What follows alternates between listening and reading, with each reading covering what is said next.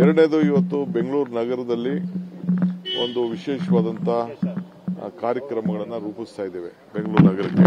ಅದಕ್ಕೆ ನಾನು ನಮ್ಮ ಪಕ್ಷದ ಸಂಘಟನೆ ವಿಚಾರದಲ್ಲಿ ಮುಂದಕ್ಕೆ ಕಾರ್ಪೊರೇಷನ್ ಎಲೆಕ್ಷನ್ ಜಲ್ದಿ ಮಾಡಬೇಕು, ಯಾವತ್ತು ಮಾಡಬೇಕು, ಏಕೆಂದರೆ ಟೈಮ್ ಆಗ್ತಾ ಇದೆ. 4 ತಿಂಗಳ ಒಳಗಡೆ ನಾವು ಅದನ್ನೆಲ್ಲ ರಚನೆ ಮಾಡಬೇಕು, ಎಷ್ಟು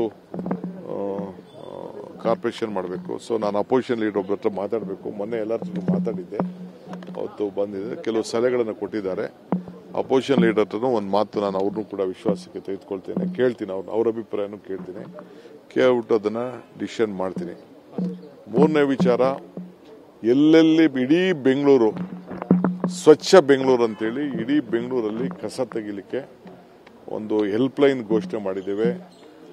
ಫೋಟೋ ತೆಗೆದುಬಿಟ್ಟು ಆ ಅಡ್ರೆಸ್ನ ಘೋಷಣೆ ಮಾಡಿದ್ದೇವೆ.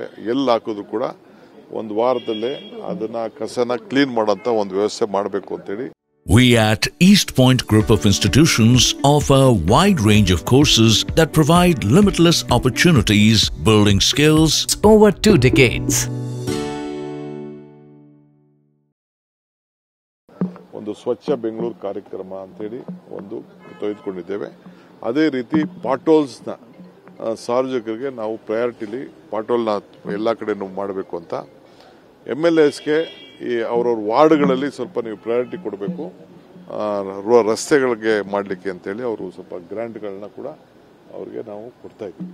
ಅದಕ್ಕೆಲ್ಲ ಪ್ರಯಾರಿಟಿ ಮೇಲೆ ಕೊಡ್ತಾ ಇದ್ದೀವಿ.